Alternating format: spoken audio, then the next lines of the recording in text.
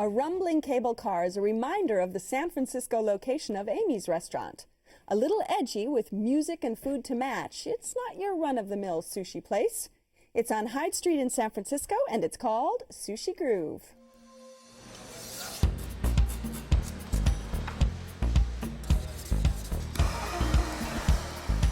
My name is Leo San Pedro. I'm the executive chef at Sushi Groove. I spent some time on an Indian reservation in South Dakota, and there I developed a respect for nature and the environment, and I brought that philosophy with me to cooking. Here at Sushi Groove, we try to go with sustainable, fresh, organic ingredients, and we have a lot of friends that are fishermen and farmers, so I'll go out fishing with them, or my brother and I will go out abalone or sea urchin diving and get it ourselves and bring it to the restaurant. Sushi originated in China as a means to preserve fish because of lack of refrigeration. They would take the rice, let it ferment in the cavity of the fish, discard the rice, and then consume the fish. The Japanese integrated vinegar in the rice, and that's how we have modern-day sushi. This is a really fun place to work for, and we get a lot of locals that come in, and they get pretty loud, and the sake's flowing. So, there have been times when they literally jump up and just start dancing in the restaurant, where the whole restaurant just starts getting in the groove.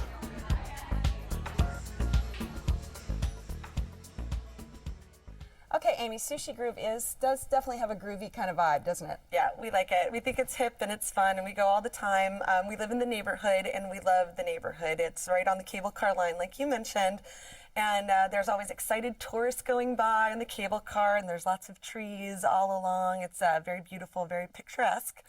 But the real reason we go there is for the food. The sushi is so fresh and delicious. They've got very interesting combinations of flavors that I really enjoy. We're trying to be a little bit more health conscious, so sushi is a really good choice for us to go out to dinner sometime. Right. We ordered a bunch of rolls. The sun-kissed roll, that was great. It was shrimp tempura with salmon on top. The firecracker roll was great as well. The rolls were really, really good. We ordered a bunch of nigiri as well. Hotate scallop, which was fantastic. It was fresh, it was creamy, it was a nice piece. Just great. And the two phenomenal pieces of nigiri we had were the hamachi toro and this salmon toro. And most people hear toro and they think of tuna, but it's basically just the fatty cut of almost any fish. And you take that off the salmon belly or yellowtail belly, and it's just amazing. It melts in your mouth. Yeah. Now, Irene, when you went, what were the dishes that you had? My experience there was a little uneven. Some of the things were incredible, fantastic. The veggie dragon roll, which was one of the specials, was possibly the best vegetarian roll I've ever had at a sushi restaurant. It had very perfectly cooked eggplant and perfect asparagus tempura and the eel sauce on top of it. Just really brought it all together. The Burning Man roll, also a special, with the Kobe beef on top. That was unusual, but really... That's where it gets that groove kind of thing. This is not traditional. But it was surprisingly tasty. I was pretty blown away. Later, we had a roll with toro and asparagus that I couldn't even eat. The toro tasted fishy, which, as I'm sure we can all agree, is the worst thing in a sushi restaurant. Right. So it was hard because some of the things were amazing and others were not what I expected. Did she just order wrong, Amy, because you've been there so much? Yeah, what do you think? I think so. So are you used to the toro? I mean, do you order Yeah, I do. To the flavor? That's very unusual for Sushi Groove because I think one of the things that we love so much about it is how fresh. I have never had anything that tasted fishy there. I've got to say, the butterfish that I had, the walu, that was incredible. It melted in your mouth. It was so fresh tasting. Right. So I could tell that didn't seem like a normal thing. I had a similar experience with just one thing, and that was ama ebi, which is sweet raw shrimp. It was good, but it was definitely, I've had it amazingly fresh where, a sushi chef shows you it's still alive. Yeah. It was clearly not that. As I said, the freshness of the other fish was great, so it may have just been kind of a one-off with the ama ebi. And they don't really have a kitchen at this sort of facility, No, so it right. really is all Just about the the bar.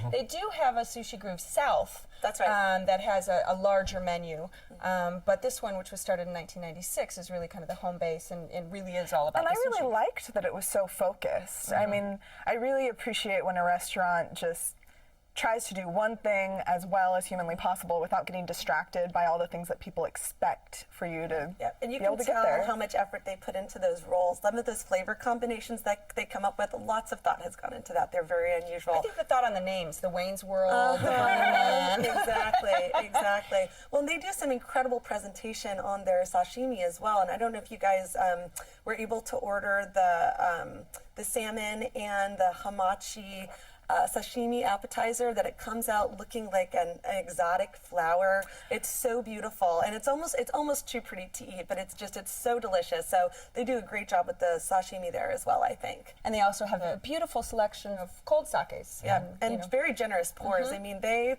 pour that martini glass up to the absolute brim. So I think that's, it's a very generous pour. And I think the flavors of the sake that they particularly have on that list go great with what they serve. Yeah. And what about the service? Because you go there all the time. Did you find the service helpful? It's a small place. It is isn't a small place, and I did overhear one of the waitresses remarking that they were a little short-staffed that evening, and that was kind of evident. It was uneven.